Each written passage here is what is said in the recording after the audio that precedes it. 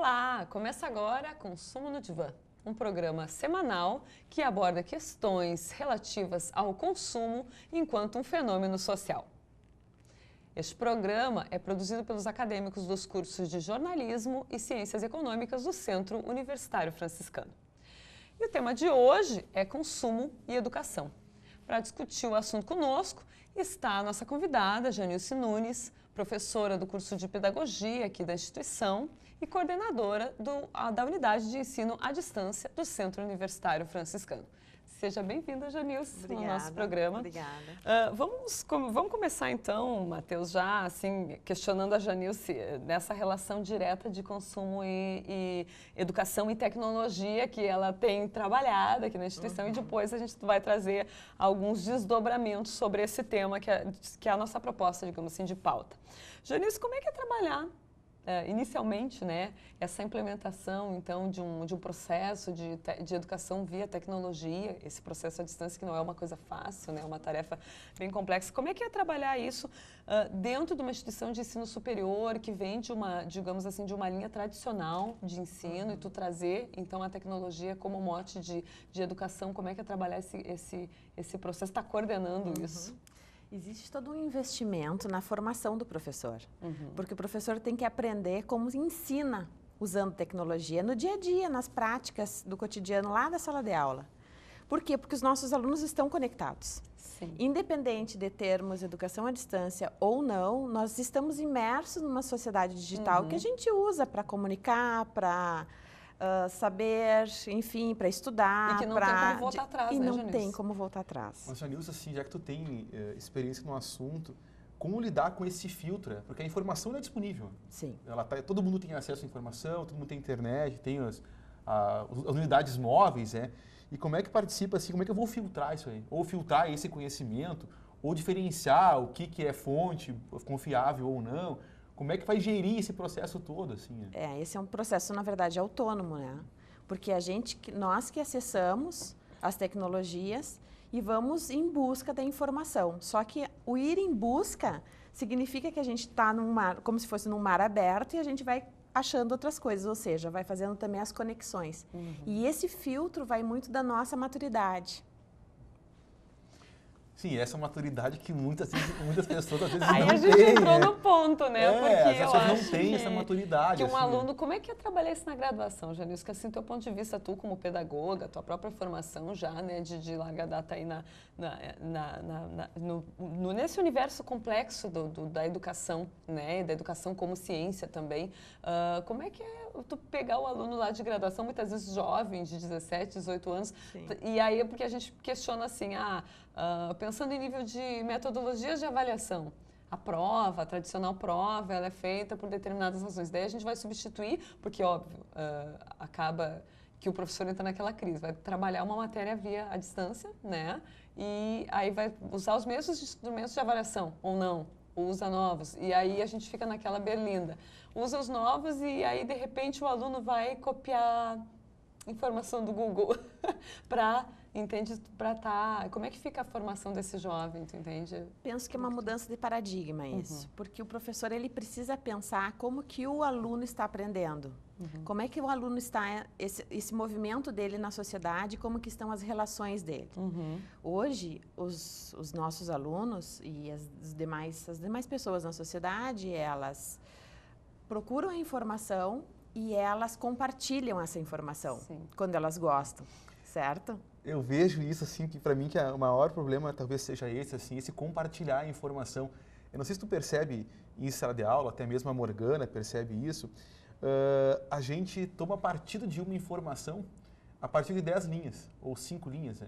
E toma aquilo como se fosse verdadeiro aquilo ali, e quero fazer uma dissertação, uma tese, ou defender uma ideia em cima de 10 linhas, assim, E às vezes, nós todos como educadores, a gente não sabe filtrar isso aí ou contra-argumentar aquilo ali. E a pessoa, não, eu peguei na internet, no Facebook que disse isso. Sim, o legal é o professor ter essa visão de que não é em qualquer site que ele pode dissertar e adquirir o conhecimento, é saber qual é a fonte. Essa fonte, ela é adequada, né? e eu posso, além dela, navegar por outras bibliotecas, porque hoje a gente tem bibliotecas virtuais que são excelentes, que a gente faz as nossas pesquisas nos bancos de dados dessas bibliotecas. E também tem sites informativos em relação às pesquisas que a gente visita e compartilha, e tem fóruns que a gente participa, onde estamos conectados com pesquisadores do mundo inteiro. Mas isso é a nível do professor, né? Sim, cabe. Mas voltando à questão que a Morgana estava sinalizando, o professor ele precisa ter esse pensamento que o aluno ele está hoje conectado em rede. Estando conectado em rede, as relações dele são com várias pessoas, certo? Então não cabe mais ter uma avaliação formal, não, somente uma avaliação formal como era, né, no século XIX. Não cabe mais. Nós precisamos redimensionar esse processo de ensinar e, consequentemente, de avaliar. Eu vou dar um exemplo. Existe uma atividade onde os meus alunos, no caso, eles fazem uma pesquisa, eu dou um tema, e eles vão fazer uma pesquisa e, a partir daquele tema, do que eles pesquisaram, eles criam uma série de ferramentas colaborativas. E eles têm 24 horas para fazer isso. E eles podem conversar com quem eles quiserem, e depois eles vêm fazer a apresentação dessa proposta, dessa discussão, que eles foram ao longo dessas... Não chegam a 24 horas, é óbvio, eles levam 7, 10 horas fazendo esse trabalho. Eles têm a maturidade, por quê? Porque eles vão criando a autonomia para buscar.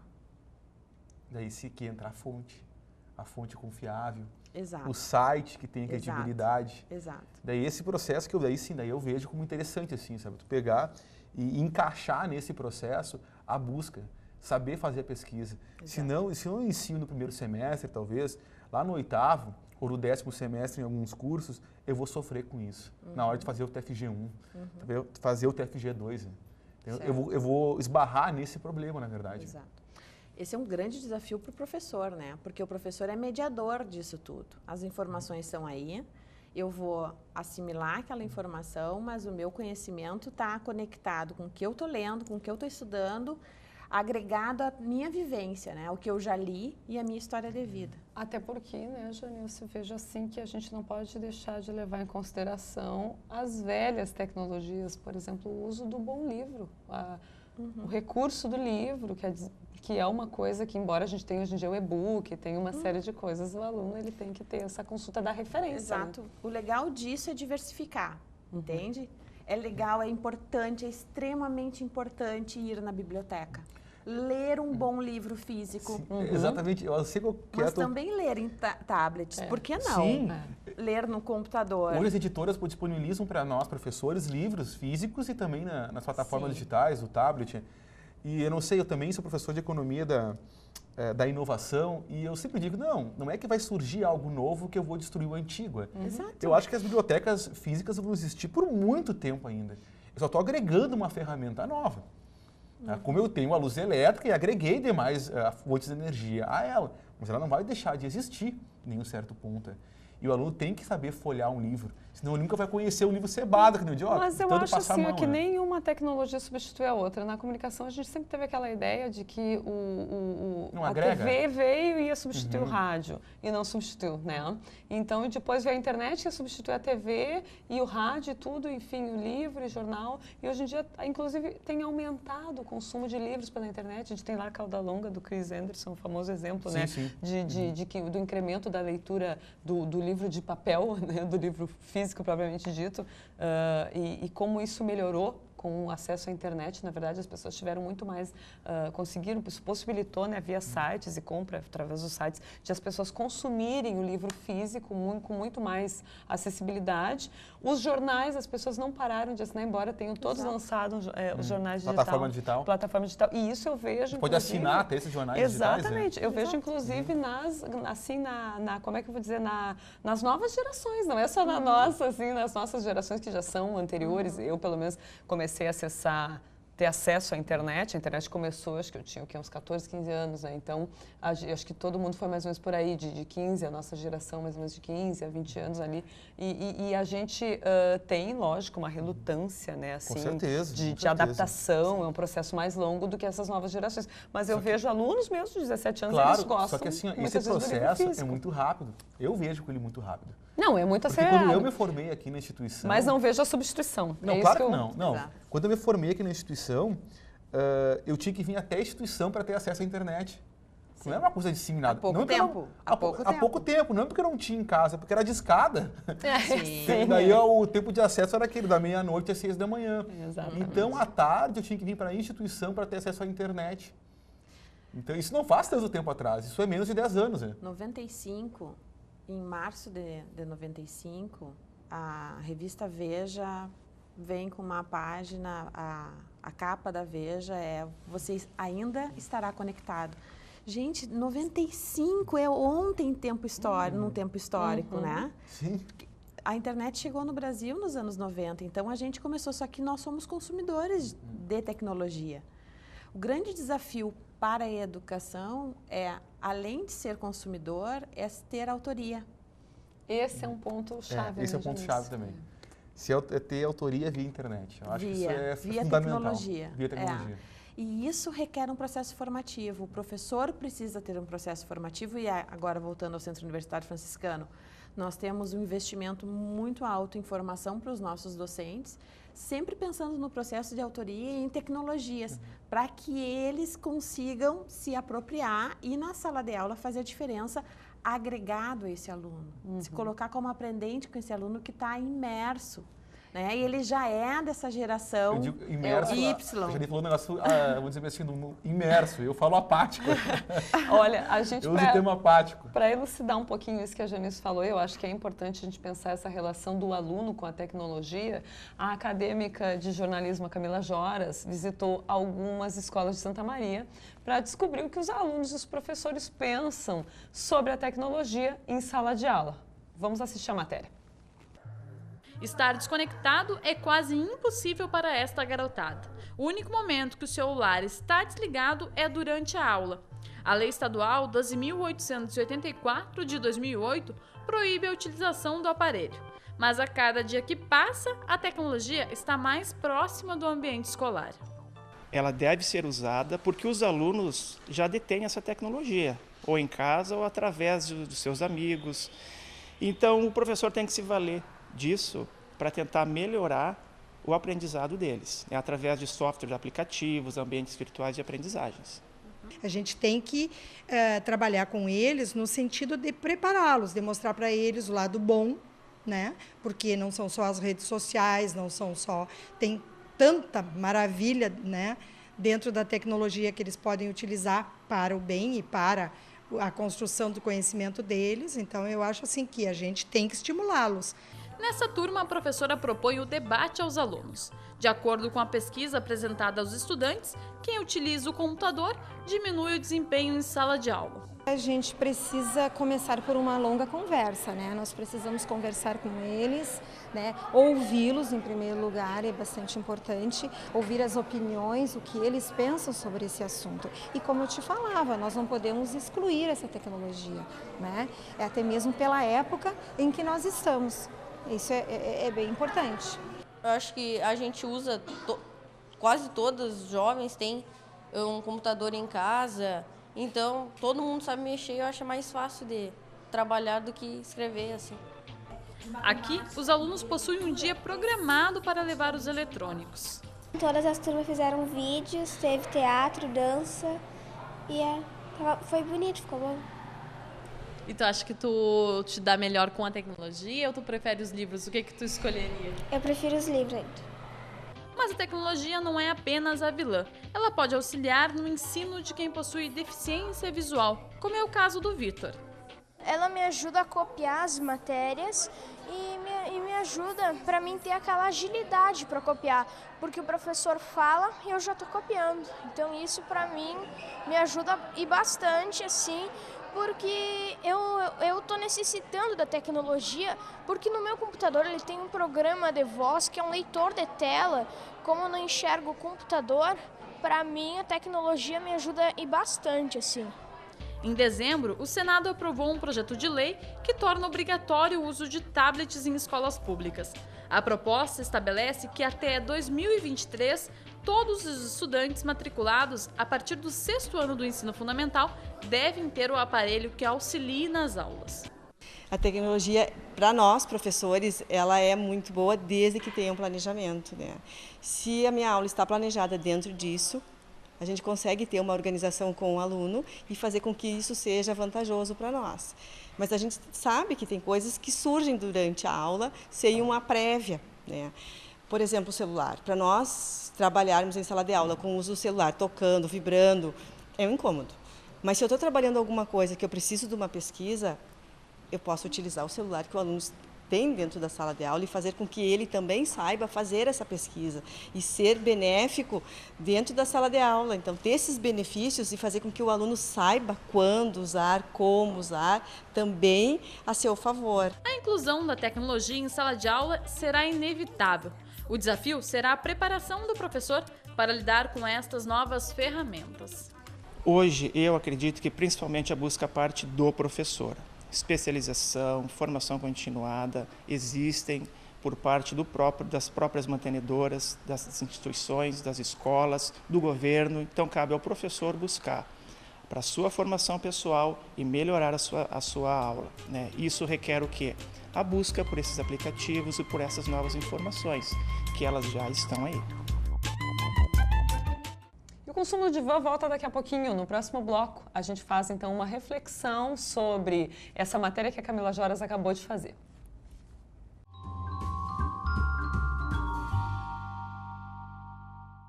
Sonho.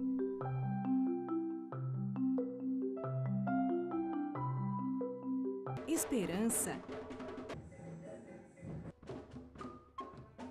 Realização.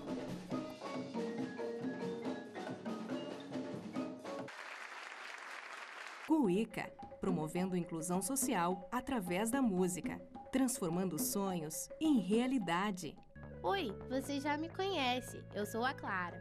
Já imaginou chegar na faculdade morrendo de sede e não ter água para beber? Ou chegar em casa louco por um banho e não poder tomar? Aposto que não seria legal. Água, para não acabar, devemos poupar.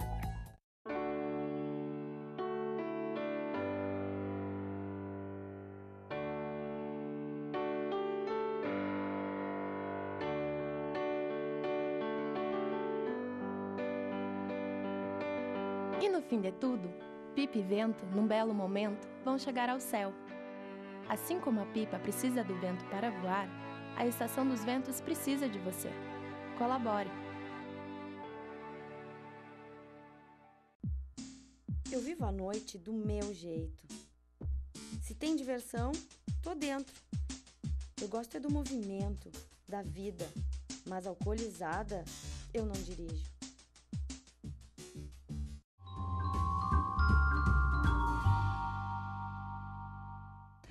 Bom, Janilce, então, voltando, a gente acabou de ver uma matéria, então, em que as pessoas discutem sobre esse acesso à tecnologia, essa situação de o professor, que a gente enfrenta em sala de aula, o aluno com o tablet, com o celular, com o computador, isso desvia a atenção, porque muitas vezes a gente está em sala de aula e isso acaba interferindo, é uma discussão que eu acho que está em voga, o consumo de tecnologia dos alunos em sala de aula, melhora ou piora esse aproveitamento, e aí a gente fala assim, ó, em nível acadêmico, em nível de ensino médio, de ensino fundamental, porque cada vez mais as crianças têm tido também esse acesso, né, Matheus? A gente não nega mais.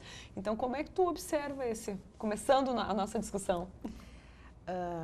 Existe um ditado que, na verdade, não é bem um ditado, é um termo que vem em Ibernon, que ele diz o seguinte: nós precisamos revolucionar, e quem revoluciona somos nós mesmos, né? É verdade. Porque é um grande desafio para nós. Por quê? Porque a escola ela ainda é do século XIX, nós somos formados no século XX e os nossos alunos são do século XXI. Vocês percebam o paradigma disso. Por isso que é extremamente complexo agregar tecnologias para ensinar. Eu acho uma tarefa difícil. Porque as tecnologias hoje elas estão muito fortemente para as crianças pequenas para o entretenimento. Exatamente. Então o desafio é a escola, juntamente com os pais, fazerem uma parceria para quê? Para ensinar. Para trabalhar questões de jogos educativos, jogos pedagógicos, a questão do limite também é extremamente importante. Que é o filtro, Tem momentos que os pais precisam dar limite para a criança, ela não pode estar jantando com o seu tablet. Sim, a gente daí entra naquele problema assim da alienação, né? Que o consumo da tecnologia excessível aliena. Eu acabo ficando, vamos dizer assim, que eu costumo até comentar em aula, eu não posso virar um cavalo de corrida, eu tenho que abrir o horizonte, eu tenho que ver. Eu digo assim, tu tem que estar na internet, mas tu tem que saber lá, tu tem que colocar o pé na grama. Eu brinco muito com eles assim, já foi discutido até agora, recorrente, me lembrei do filme do Gênio Indomável, né? Que o Robin Williams sempre dizia assim, não, tu sabe muito, mas tu não conhece o cheiro da Capela Sistina. Que ele dizia assim, tu não conhece como é que é no Louvre, tu conhece as obras que tem lá e os autores que tem lá, mas tu conhece o cheiro que tem lá. Isso só vou conseguir vivenciando na prática. Então a tecnologia vai te ajudar a filtrar muitas coisas. Mas eu não sei como a Janilce vê isso aí, como é que eu trago esse aluno para a realidade também. Porque a realidade da internet é uma e a realidade de sala de aula ou convívio social também é outra realidade. Mas na minha concepção, o virtual é real. Porque o virtual é real. Eu acho porque no momento que eu entro numa livraria, compro o meu livro, pago com o meu dinheiro que saiu do banco, chega o livro físico né? na minha casa e eu leio o livro. Aproveitando aquela coisa do Calvino lá, de que tinha os níveis de história, os níveis de realidade, eu acho que a internet ela está no nível de realidade. Sim, isso que a gente com não certeza. tem como negar mais, né? Justamente pela imersão mesmo que nós temos hoje. E tem muitos programas que estão na rede, como mundos virtuais, esses jogos que os nossos alunos, enfim, os alunos, os adolescentes jogam, eles têm uma imersão intensa no É que jogo. isso também é um desafio para nós como professores, eu vejo assim, porque a gente precisa desenvolver uma política criativa também, de como vai fazer atividades que possam chamar a atenção, que possam agregar a isso.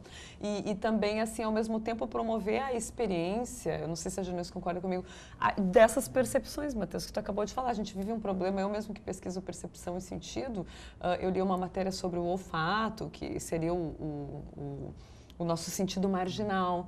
E eu li uma matéria, inclusive, de uma pedagoga, ela falando que as crianças, hoje em dia, elas não são mais educadas para cheirar as coisas. Desde pequena, essa coisa da politesse do corpo, elas foram educadas para serem afastadas, né, do cheiro e às vezes, muitas vezes, até do degustar, que nem assim, às vezes, tu tá com, o Matheus que tem a Nenê, tu leva na casa de alguém e dá aquela mania de pegar, né, e daí diz, olha com os olhos, não é para te pegar, né, a gente tem aquela primeira reação. O cheiro também, a gente tem essa mania de afastar a criança, né, do chão e desse processo dela de se sentir. E aí nós vamos nos tornando adultos cada vez mais afastados dos nossos próprios sentidos. E talvez a internet ela tenha vindo para nos provocar de novo, talvez essa retomada dos sentidos. Mas isso parte de uma política que é criativa da gente. E aí a gente voltando para a questão da educação em sala de aula, como é que a gente pode agregar tarefas de internet, né, por exemplo, que envolvam a internet, mas que também envolvam aquilo que a gente ministra em sala de aula? E aí? Conhecimento específico do professor na área, profundo, é extremamente importante. E a postura do professor de se colocar como aprendente. Ele precisa aprender. E nesse momento que ele vai aprender, ele pode até sentar do lado desse aluno, que o aluno vai ensinar algumas coisas para ele. E daí tu cria um ambiente colaborativo. aonde nós aprendemos juntos. Então, a gente não tem mais aquela sala de aula onde o professor é o detentor do saber. A gente aprende junto. O professor é o mediador, o professor tem o planejamento, ele encaminha muito do dia a dia da sala de aula, mas ele aprende junto, porque o aluno, ele traz a informação. Ele traz, ele precisa falar, ele precisa sentir. Por isso que esse mundo, desbravar esse mundo de uma forma diversificada, em visitas técnicas, em saídas, e por que não levar as máquinas, fazer as filmagens, fazer um vídeo depois. Postar no Instagram.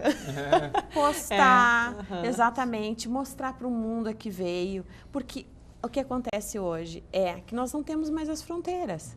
Né? Não, isso aí, com certeza. Isso é muito legal. Isso é muito legal porque eu posso dialogar com outras pessoas que não estão no meu convívio. Hoje eu consigo dar uma aula, até trabalho, economia do trabalho, de inovação, gosto muito de vídeos que tem da USP, do professor Cortella, até tem vários questionamentos que ele faz, eu consigo passar em sala de aula esses vídeos, né? Que são vídeos de 3, 4 minutos e iniciar os debates a partir deles. Né? Então, eu consigo pegar uma referência para um determinado tema e a partir dessa referência, que até então era intangível, que vai delinear o meu debate através. Cara, e eu filtrei esse vídeo para eles, porque ele está no YouTube lá. Exato. Daí eles aí, olha, quem é esse cara aqui barbudo falando que tem 80 mil visualizações? Eles não nem dão bola. Porque o parâmetro deles é o beijinho no ombro da Valesca Popozuda, que tem 1,5 milhão. Então, o cara que tem 80 mil não é ninguém. Não, é esse, realmente, eu filtro o vídeo. Pessoal, olha que legal mesmo, pessoal, olha que interessante o que ele falou. E daí o pessoal acaba chamando a atenção e tu dando um outro sentido até a tua própria aula. Mas sabe que tu fala algo importante, é usar a tecnologia com um objetivo pedagógico. Porque se a gente não usar a tecnologia com objetivo pedagógico, ela não tem por que ela vira entretenimento. Sim. E não tem função daí, somente a função de entretenimento na escola não tem tanto significado para o processo de aprendizagem.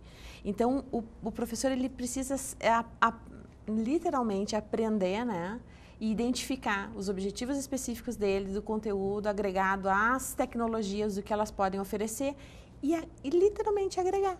E um trabalho cada vez mais, eu vejo assim, de orientação, né, Janilson? Porque, olha só, não basta eu simplesmente jogar a palavra educação no Google e achar que eu vou saber tudo de educação. Se eu jogar no Google, vai vir quantas opções ali e eu não vou conseguir filtrar.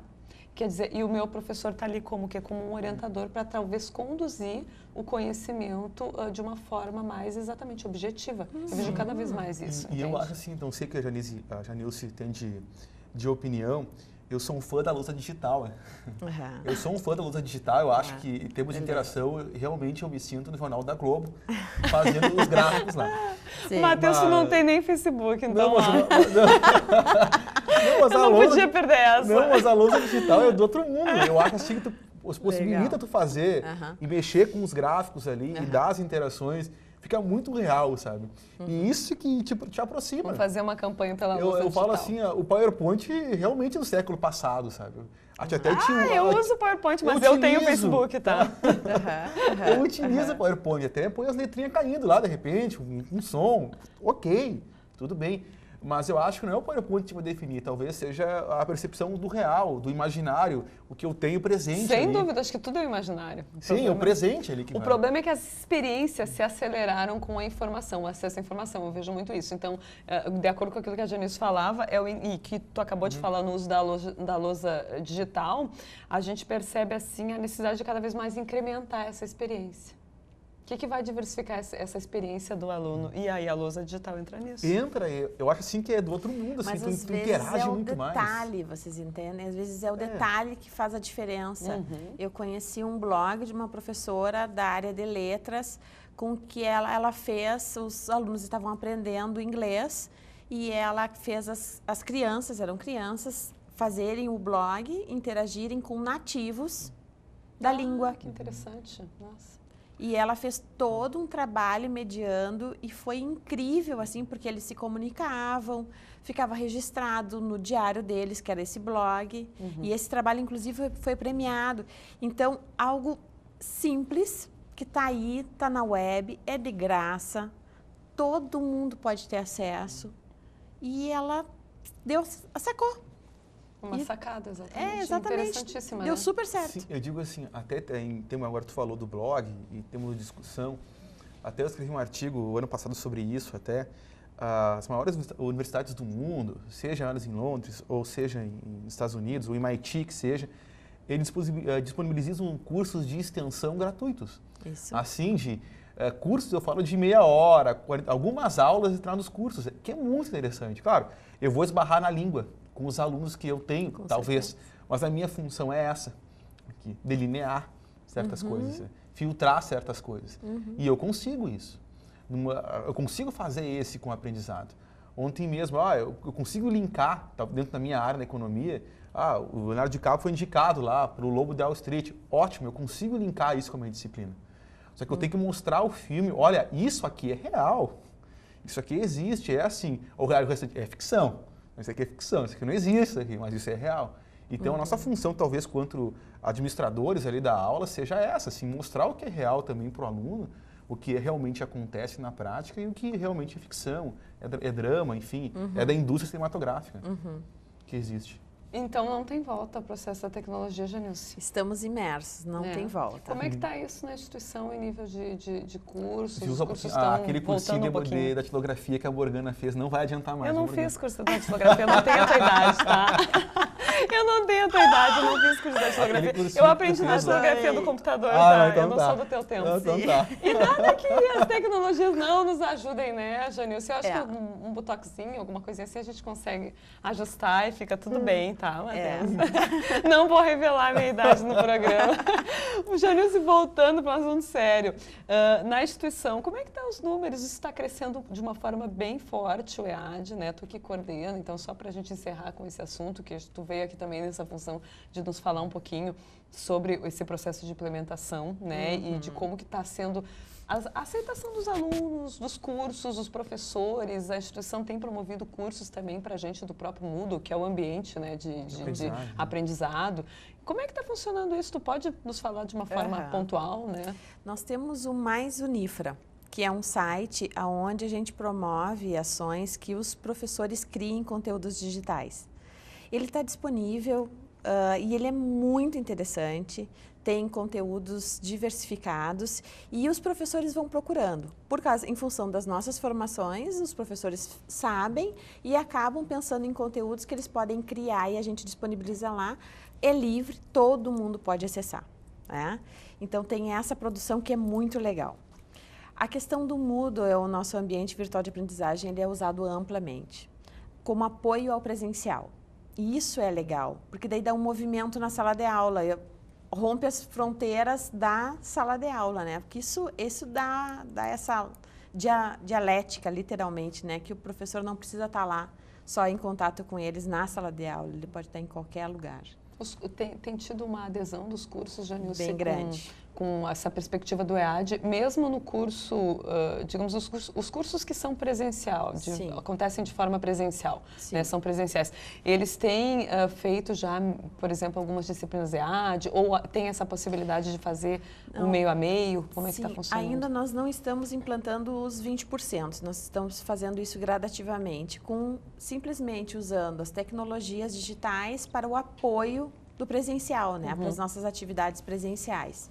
E aos poucos a gente vai desenvolvendo ações com os 20%, que é para utilizar 20% total da disciplina, carga horária, do total do curso, na curso, verdade. Do curso. Então, tu pode ter disciplina 100% à distância. Tá ótimo, então, infelizmente o nosso tempo acabou, eu e o Matheus, a gente agradece a tua presença. Foi um prazer, vocês são queridos. Vai voltar, volta depois. E na próxima semana, o Consumo no Divã aborda o tema consumo e alimentação. Hoje a gente fica por aqui, muito obrigada. Se você quiser mandar sugestões ou temas, dúvidas, enfim, envie um e-mail para consumonodivan@gmail.com ou nos siga nas redes sociais. Você pode ainda assistir a programação no YouTube ou no canal Unifra Online. Uma boa semana, até a próxima!